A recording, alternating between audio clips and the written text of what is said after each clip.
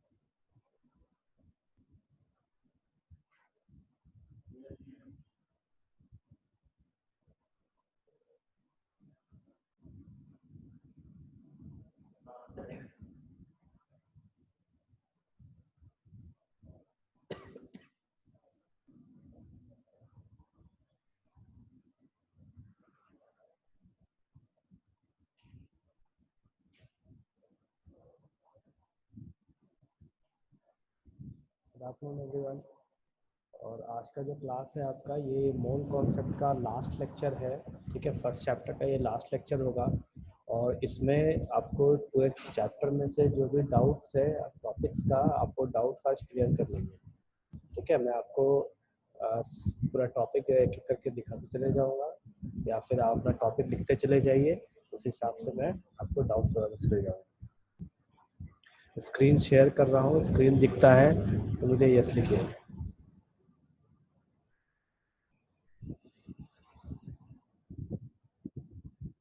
Screen visible है सबको?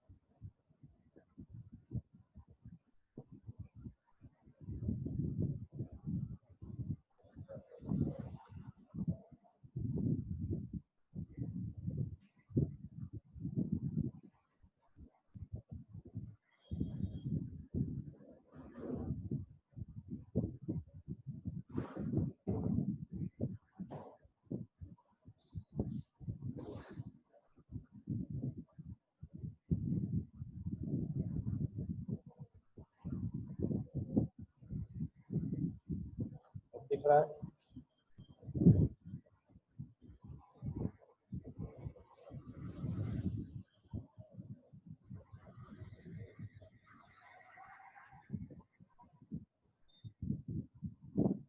Screen visible है? ठीक है, आपको जो भी डाउट्स है आज चैप्टर में पूछते चले जाइए। ठीक है,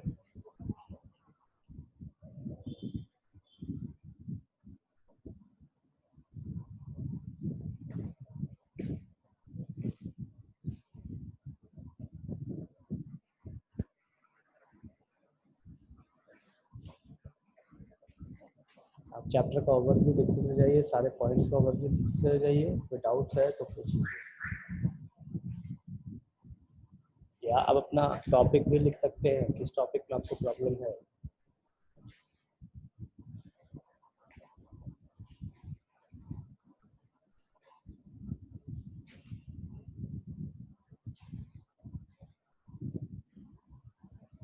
आरूपम,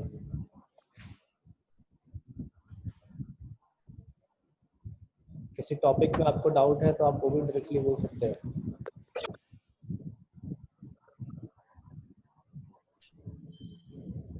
अभी तक नहीं है। क्या आपका आवाज़ क्लियर नहीं आ रहा तो आप लिख दीजिए आपको क्या डाउट है।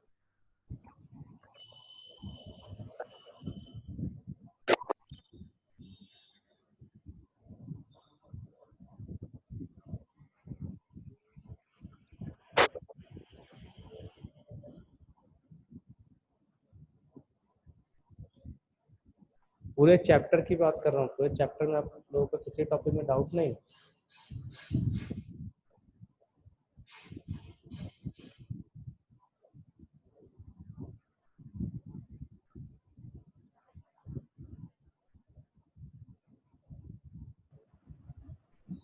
अभी कोई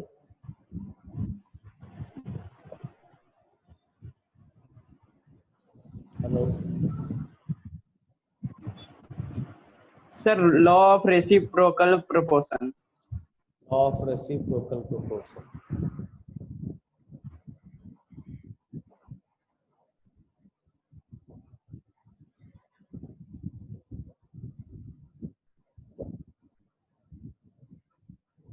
देखिए, लॉ ऑफ रेसिप्रोकल प्रोपोर्शन जो है, यहाँ पे ये एग्जांपल को आप देख के समझने का प्रयास करें। देखो डेफिनेशन जो है, डेफिनेशन कई बार कंफ्यूज करते हैं, ठीक है? तब एग्जांपल को देखिए, उसको समझने का प्रयास कीजिए। तीन एलिमेंट्स हैं, ए बी और सी, ठीक है?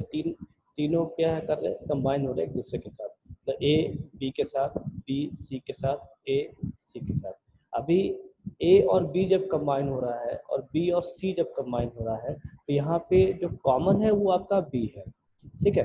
तो जो रेशियो होगा ए और सी का, ये यहाँ पे देखिए ए बी और बी सी में जो रेशियो होगा ए और सी का, वो रेशियो या तो बराबर होना चाहिए इस ए और सी के रेशियो के साथ, या फिर इसके होल नंबर मल्टीपल पे होना चाहिए, ठीक है? तीन एलिमेंट्स कंबाइन हो रहे हैं, एक ए बी बना रहा है, एक बी सी बना रहा है। तो ये जो ए बी और बी सी में हम क्या करेंगे, ए इज टू सी का रेशियो निकालेंगे, उसके बाद ए और सी का रेशियो निकालेंगे इस तीसरे कंपाउंड से, और तब देखेंगे या तो ये सेम होना चाहिए दोनों रेशियो, या फिर होल नंबर मल्टीपल में होना चाहिए।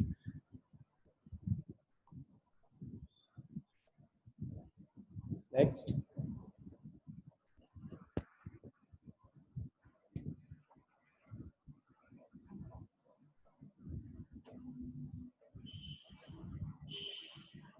देखिए मोल कॉन्सेप्ट है क्या? मोल एक्चुअली आपका मेजरिंग यूनिट है, ठीक है? मोल कॉन्सेप्ट जो है, मोल एक्चुअल में आपका मेजरिंग यूनिट है बहुत छोटे पार्टिकल्स के लिए। छोटे पार्टिकल्स जैसे एटम्स हो गए, मॉलिक्यूल्स है, इलेक्ट्रॉन्स, प्रोटॉन्स, न्यूट्रॉन्स वगैरह है, ठीक है? ये उसी तरीके से काम करता है जिस तरीके से हम जनरल लाइफ में चीज़ों को यूज़ करते हैं। जैसे एप्पल को अगर वजन करना हो तो केजी में चाहिए, या किसी की गिनती करनी हो तो नंबरिंग में चाहिए, केले को अगर गिनना हो तो डजन्स में चाहिए। तो इसी प्रकार से मोल जो है ये इलेक्ट्रॉन्स वगैरह को गिनने के काम में आता है। Law of multiple proportion. देखिए मल्टीपल प्रोपोर्शन क्या कहता है कि अगर दो एलिमेंट आपस में जुड़ रहे हैं, दो या दो से अधिक मॉलिक्यूल्स या कंपाउंड्स बनाने के लिए, तो उसमें से एक का जो मास है उसका वो फिक्स होगा, और दूसरे का जो मास है वो एक होल नंबर रेशियो में आएगा।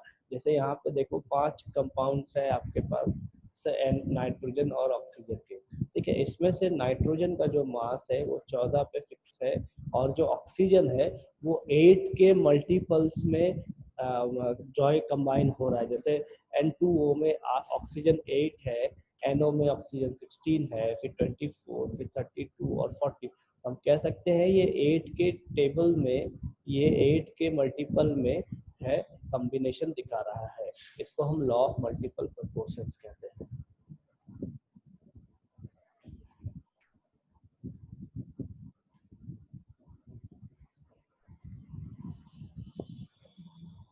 Avogadro's law.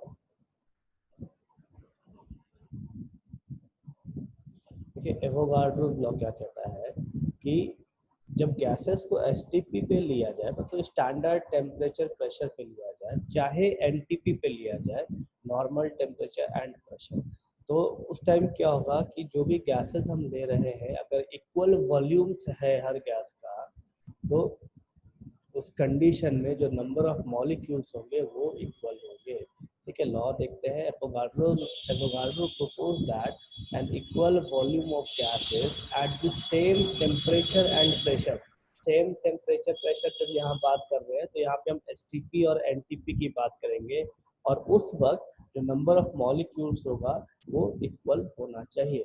जैसे 3 एग्जांपल लिया गया है, हीलियम, नाइट्रोजन एंड मीथेन। तो इनका एसटीपी पे जो वॉल्यूम है वो 22.4 लीटर लिया गया है, और एसटीपी का कंडीशन क्या है 1 एटीएम 0 डिग्री सेल्सियस या फिर 273.15 केल्विन होगा। तो उस कंडीशन में क्या देखा गया था कि नंबर ऑफ गैसियस मॉलिक्यूल्स जो है वो एवोगाड्रो नंबर के बराबर होगा इन तीनों गैसेस का, और इसी को एवोगाड्रो ने प्रूव किया था।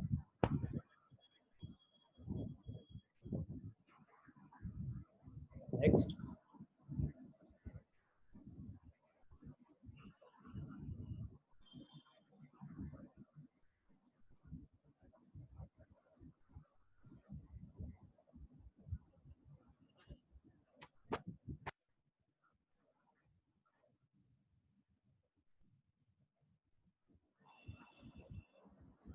देखिए डुलोंग एंड पेटिट्स लॉ जो है ये स्पेसिफिक हीट के द्वारा आपका एटॉमिक मास कैलकुलेट करने के लिए फॉर्मूला दिया गया है, ठीक है। तो उससे जो एटॉमिक मास निकलता है वो आपका अप्रोक्सीमेट वैल्यूज आते हैं, मतलब किसी एटम्स की जो अप्रोक्सीमेट वैल्यूज पता करनी हो तो वो फार्मूला हम यूज करते हैं। फार्मूला डिस्कस, कौन सा फार्मूला ध्यानशु?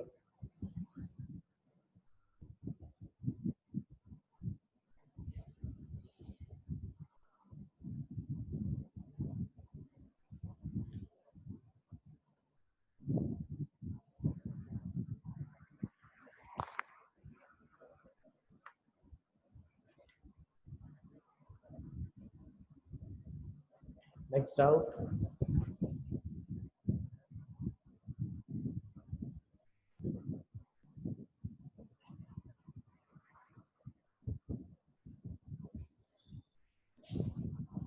मोल कॉन्सेप्ट वाला फार्मूला।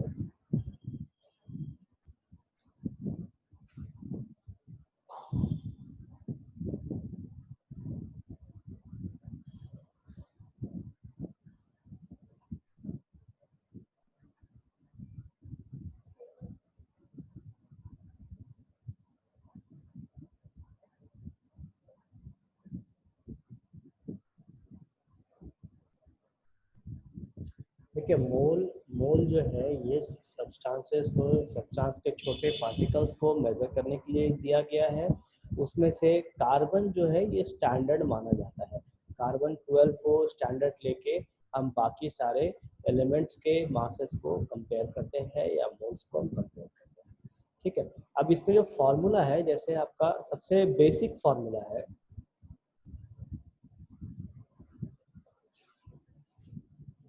सबसे बेसिक फार्मूला है आपका number of moles of the substance is equal to weight upon molar mass, ठीक है। तो वेट जो है किसी भी सब्सटेंस का अगर वेट हम ले और उसको डिवाइड करें उसके मोलर मास से तो हमको नंबर ऑफ मोल्स मिल जाएगा, नंबर ऑफ मोल्स मिल जाएगा उस सब्सटेंस का। उसके बाद दूसरा फार्मूला यूज होता है number of particles divided by Avogadro number, ठीक है। अब जो नंबर ऑफ मोल्स है यहाँ पे, जो यहाँ पे आप नंबर ऑफ मोल्स कैलकुलेट कर रहे हैं, तो ये एक्चुअल में क्या बता रहा है कि किसी भी एलिमेंट में जो उसका वेट है उसमें कितना मोल्स है।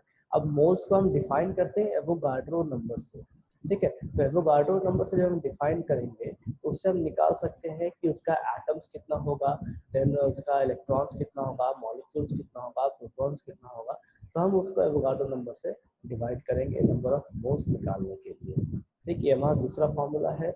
उसके बाद इन दोनों फार्मूलाज को मिला के हम तीसरा फार्मूला बनाते हैं, वो कॉम्बिनेशन फार्मूला कहते हैं इसको।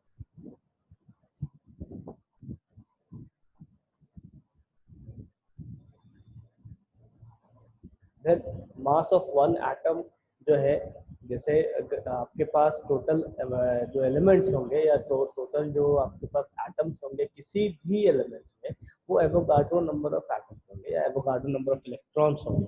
तो एक्चुअल में किसी भी एलिमेंट का जो हम मास पीरियोडिक टेबल में पढ़ते हैं या वो उसका वेट होता है कि जैसे सोडियम मान लो हम ले या कैल्शियम ले, तो सोडियम का हम 23 ग्राम स्टैंडर्ड लेते हैं, कैल्शियम का 40 ग्राम स्टैंडर्ड लेते हैं। तो वो सब ग्राम एटम होता है। और ये जो मास ऑफ वन एटम है, जैसे हम ये भी जानते हैं कि ग्राम एटम्स में एवोगाड्रो नंबर ऑफ एटम्स होंगे किसी भी एलिमेंट के, ठीक है।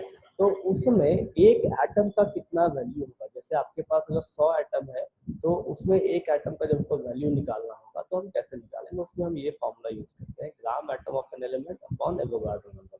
तो वहाँ पे 100 एटम ना हो करके एवोगाड्रो नंबर ऑफ एटम्स है, और उस एवोगाड्रो नंबर ऑफ एटम्स में एक एटम का जब वैल्यू निकालना होगा तब हम इस फॉर्मूला को यूज करेंगे। सेम कंडीशन हमारे साथ मॉलिक्यूल के पास साथ भी है। हमारे पास एवोगाड्रो नंबर ऑफ मॉलिक्यूल्स है, जब इस एवोगाड्रो नंबर ऑफ मॉलिक्यूल्स में से एक मॉलिक्यूल का मास निकालना होगा तो हम ये फॉर्मूला यूज करेंगे। देन हमारे पास नेक्स्ट फार्मूला है नंबर ऑफ मॉलिक्यूल्स निकालने के लिए, कब, जब हम एसटीपी और एनटीपी की बात करेंगे तब। तो वॉल्यूम दिया रहेगा गैसियस का एसटीपी या एनटीपी पे, उसे मल्टीप्लाई करेंगे एवोगाड्रो नंबर से और डिवाइड करेंगे 22.4 लीटर्स के साथ। देन नेक्स्ट है इक्विवेलेंट मास। देखिए इक्विवेलेंट मास जो है वो आपका काफी छोटा मास होता है किसी भी रिएक्शन के लिए, ठीक है। तो इक्विवेलेंट मास जो हम डिफाइन करते हैं, अब रिएक्शन में बहुत छोटे छोटे मास को यूज किया जाता है, उस कंडीशन में हम क्या करते हैं, उस मास को एक छोटा हिस्सा लेने के लिए उस इक्विवेलेंट मास को डिफाइन करते हैं, ठीक है। देखिए डेफिनेशन क्या है इसका,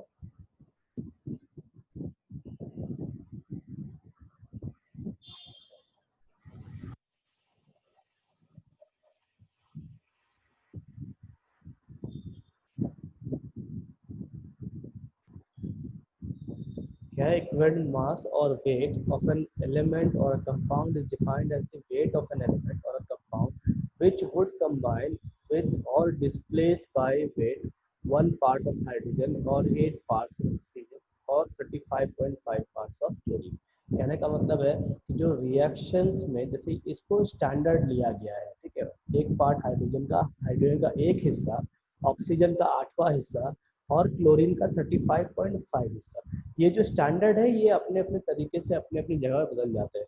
आप हाइड्रोजन की जगह यहाँ सोडियम भी यूज़ कर सकते हो, कार्बन भी यूज़ कर सकते हो, कुछ भी यूज़ कर सकते हैं, ठीक है। तो ये इक्विवेलेंट मास कहता क्या है कि अगर एक एलिमेंट या कंपाउंड रिएक्शन शो कर रहा है तो उस वक्त वो कितना वेट डिस्प्लेस करेगा या उसका कितना छोटा से छोटा हिस्सा रिएक्ट होना चाहिए जिससे कि आपको रिएक्शन दिख सके। तो ये जो इक्विवेलेंट वेट है वो molecular weight divide by x होता है, एक्स इज आपका वैलेंसी फैक्टर कहते हैं।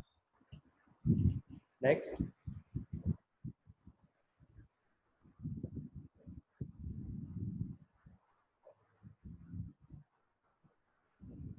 अनुपम, सर इक्विवेलेंट मास बस यही तीनों का निकलता है क्या? इक्विवेलेंट मास बस यही तीनों का निकलता है? क्या चीज? इक्विवेलेंट मास बस हाइड्रोजन, ऑक्सीजन और क्लोरीन का ही निकलता है?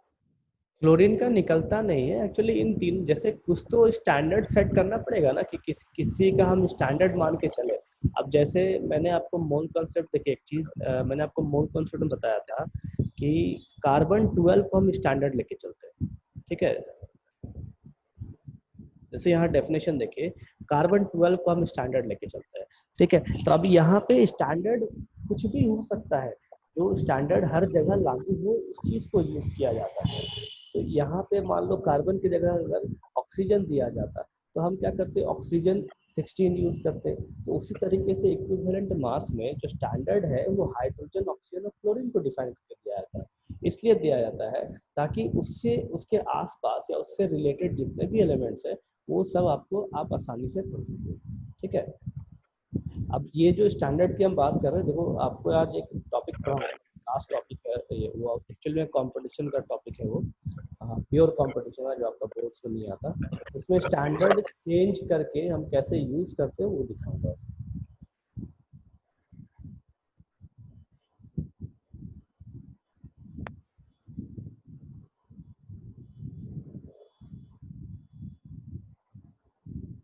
ग्राम एटॉमिक मास का मतलब होता है जब एटॉमिक मास को ग्राम में डिफाइन किया जाए या एटॉमिक मास को ग्राम से लिया जाए तो उसको ही हम ग्राम एटॉमिक मास कहते हैं। देखिए यहाँ पे एक लास्ट टॉपिक मैंने ऐड किया है, change of scale for atomic weight, ठीक है। हमने क्या पढ़ा था कि जो एटॉमिक वेट है वो कार्बन 12 के रिस्पेक्ट में डिफाइंड है। सपोज कीजिए हमने वहाँ क्या, सपोज नहीं, हमने वहाँ क्या देखा था कि कार्बन के 12वें हिस्से से किसी भी एटम का जो वेट है वो कितना ज्यादा है।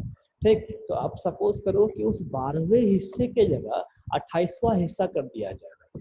ठीक, तो अगर 28वां हिस्सा कर दिया जाए तो यहाँ पे C12 की जगह क्या हो जाएगा, C28।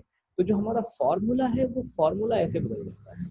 तो ए डैश हमारा नया एटॉमिक मास और इज इक्वल टू ए हमारा हो जाएगा actual atomic mass into x by 12। X हमारा हो जाएगा 28 डिवाइडेड बाई 12। अब डेफिनेशन क्या कहता है, if an AMU is defined differently as 1/x part. 1/x part कहने का मतलब है कि जो पहले 12वें हिस्से के लिए डिफाइंड था अब वो किसी भी हिस्से के लिए डिफाइंड हो तो एटॉमिक मास कैसे बदल जाएगा। तब ये जो किसी भी हिस्सा है यहाँ पे आप सपोज कीजिए या तो 28वां हिस्सा हो जाए या तो 40वां हिस्सा हो जाए चाहे 5वां हिस्सा हो जाए, तो उस हिसाब से एटॉमिक मास कैसे बदलेगा। तो स्टैंडर्ड जो है स्टैंडर्ड बदलते हैं और अपने अपने हिसाब से लोग स्टैंडर्ड ना सेट करते, इसीलिए एक रेफरेंस पॉइंट दिया जाता है कि हर डेफिनेशन में या मोल कॉन्सेप्ट कह लीजिए, स्टोइकोमेट्री कह लीजिए या इक्विवेलेंट मास कह लीजिए, हर किसी में एक स्टैंडर्ड वैल्यू सेट की जाती है ताकि हमारा हर जगह एक ही वैल्यू आए। सपोज करो अगर यहाँ पे हम पढ़ रहे हैं केमिस्ट्री और यहाँ कार्बन की वैल्यू 12 ली जा रही है एटॉमिक मास, लेकिन अगर स्टैंडर्ड में कुछ फर्क आता तो यही वैल्यू किसी दूसरी कंट्री में दूसरा वैल्यू देता। तो ऐसा संभव है कि एयर में कार्बन यहाँ अगर 12 दिखा रहा है तो वहाँ पे 14 दिखाए या 28 दिखाए या 30 दिखाए, ऐसा तो होता नहीं। तो इस वजह से एक स्टैंडर्ड पॉइंट लिया जाता है, एक स्टैंडर्ड सेट किया जाता है जिसके वजह से पढ़ने में और समझने में आसानी हो सके। ठीक है,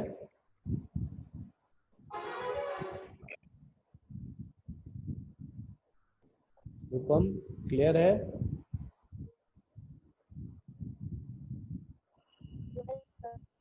जी, आप अंशु? सर तो ये change of scale of atomic weight हमें बताना क्या चाहता है? ये बताना यही चाहता है कि मान लीजिए जैसे हम लोग स्टैंडर्ड पढ़ रहे हैं 12 के हिसाब से, अगर स्टैंडर्ड आपको किसी ने दे दिया कि भाई मान लो 12 के हिसाब से ये एटॉमिक मास है तो 14 के हिसाब से क्या होगा, ठीक है, तो आप कैलकुलेशन कैसे Yes, करेंगे। तो आपको करना क्या होगा कि हमने यहाँ देखो, यहाँ हमने फॉर्मूला देखा था, फॉर्मूला वापस लेके आते हैं।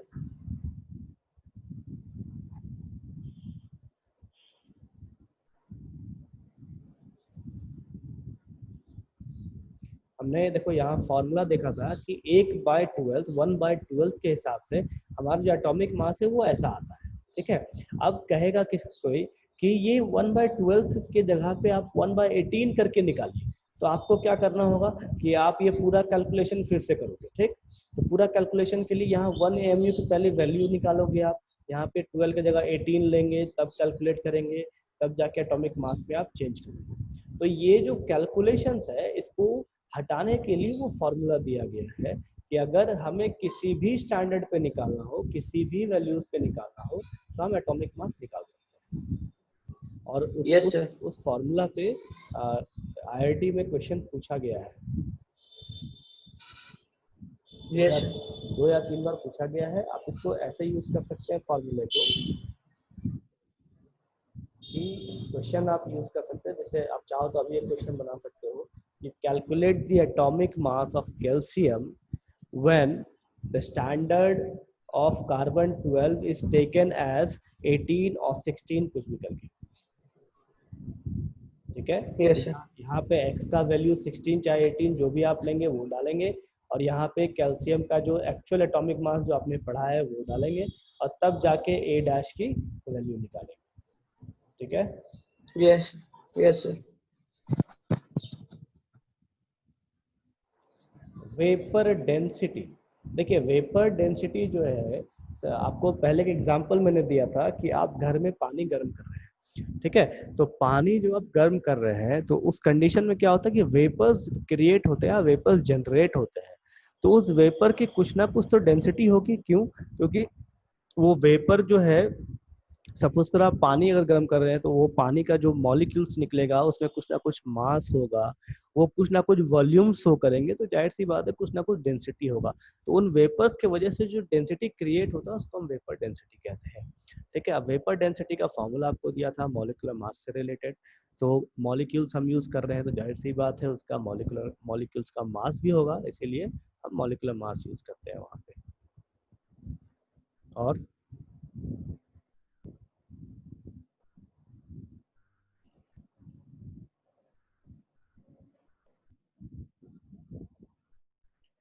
एटमोलाइसिस, एटमोलाइसिस एक्चुअल में एक प्रोसेस है। ठीक है,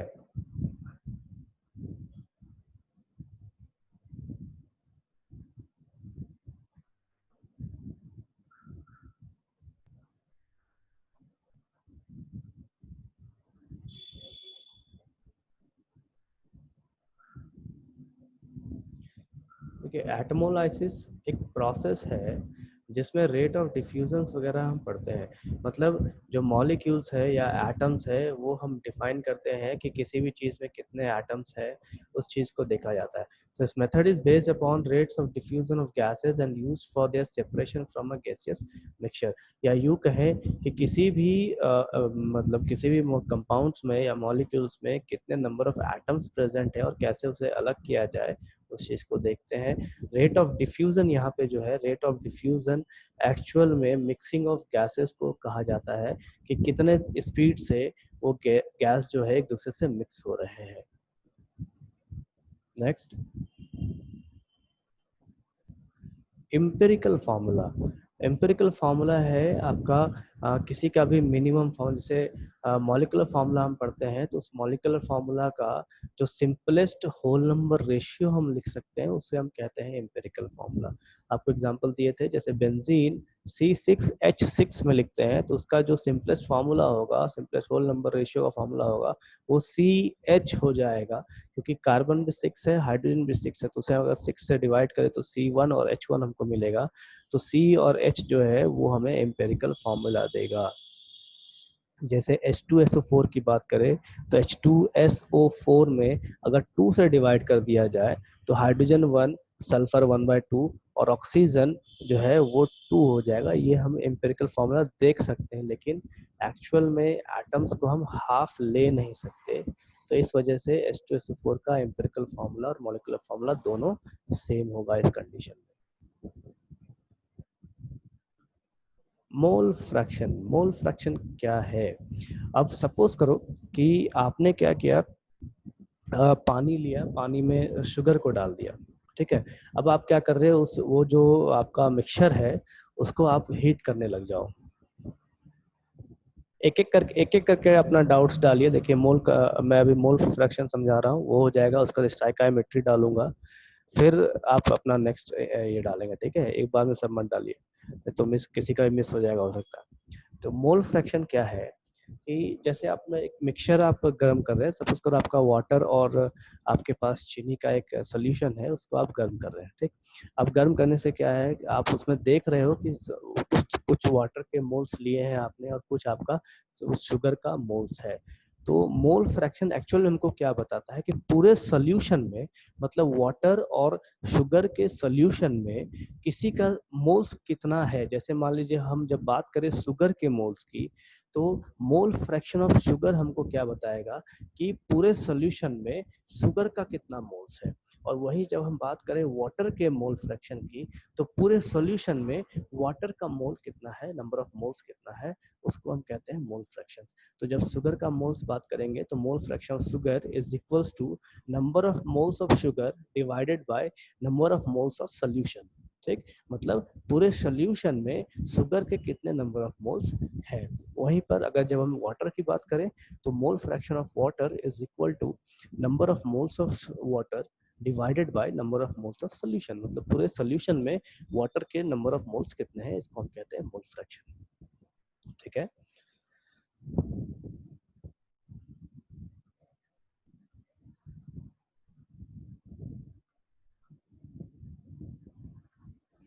देखिए अब बात करते हैं स्टाइकामेट्री की। ठीक है, तो स्टाइकामेट्री जो है ये बेसिकली कैलकुलेशन का तरीका है जो हम जनरल मैथ्स में यूज करते हैं। ठीक है, यहाँ पे लिख भी लगा, ये ग्रीक वर्ड से निकाला गया है।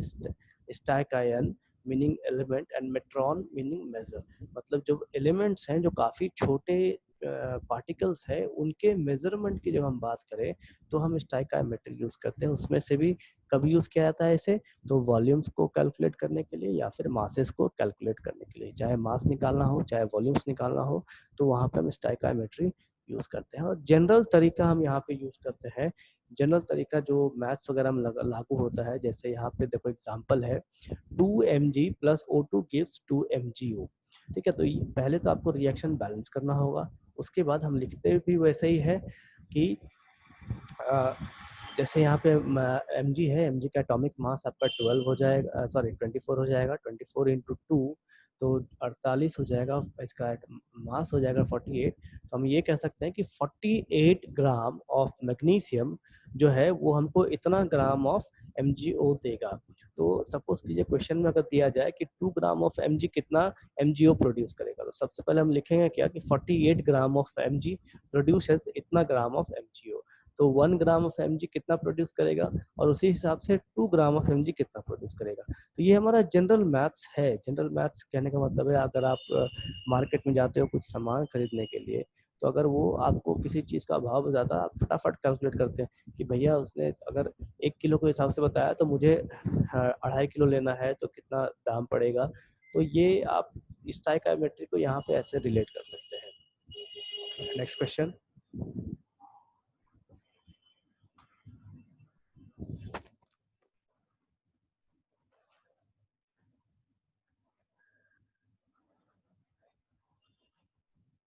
नेक्स्ट,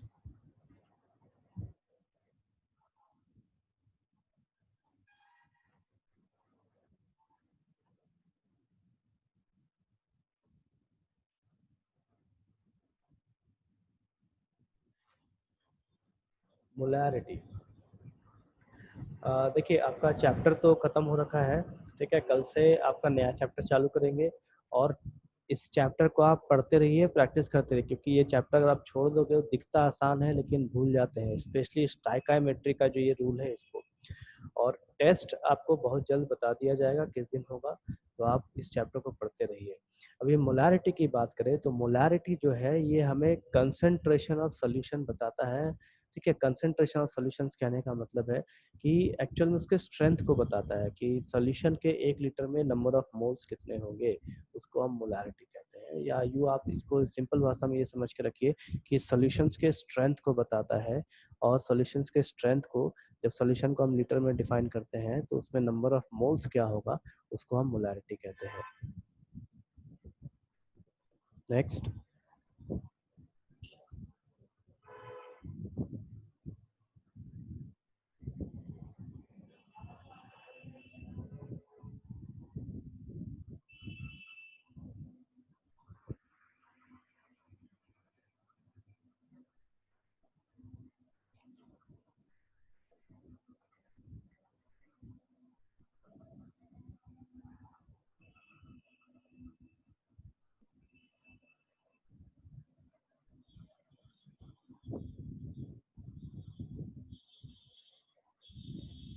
प्रांशु का डाउट खत्म हो गया, बाकी का अगर डाउट नहीं है तो नो लिख दीजिए ताकि लेक्चर आज का एंड कर सकें। फिर विपुल का भी नहीं, रूपम भी नहीं, खुशबू भी नहीं, सौरभ।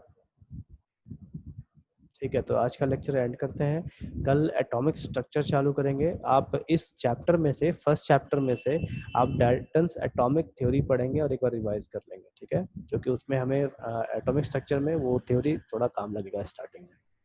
ठीक है, मिलते हैं नेक्स्ट क्लास में।